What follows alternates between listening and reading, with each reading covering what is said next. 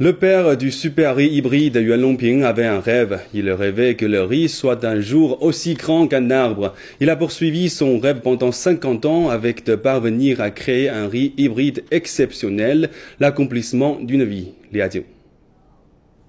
Yuan Longping s'est consacré à la recherche de la culture des meilleurs riz dans les années 1960.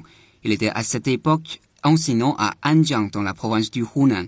Et c'est là qu'il est tombé sur un plant de riz extrêmement grand, qui avait à l'évidence des qualités absentes chez ses congénères. L'épi du riz était grand et le grain était gros. Sa production était de 7500 kg par hectare. C'était un rendement très élevé à cette époque. J'étais très content. Il a conservé ce grand riz et l'a planté l'année suivante. Mais il a obtenu une récolte irrégulière. Certains étaient grands, d'autres petits. J'étais déçu, mais tout à coup, j'avais une autre idée. Le grand devait être un hybride naturel. Cette idée a contribué à sa découverte en 1973.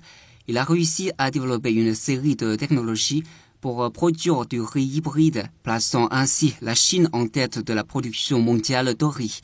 Il a obtenu une récolte de 20% supérieure par unité qu'avec les plants ordinaires. C'est ainsi qu'il a été surnommé le père du riz hybride. Mais il n'allait pas s'arrêter là. Et il a lancé un projet de super riz en 1998. Je n'ai pas peur de prendre un risque. Ce n'est pas important pour moi. Les gens ne vont pas se moquer de vous parce que vous avez échoué après tant de durs efforts. Si je rate, je recommence. Désormais, le riz hybride développé par Yuan est planté dans toute la Chine.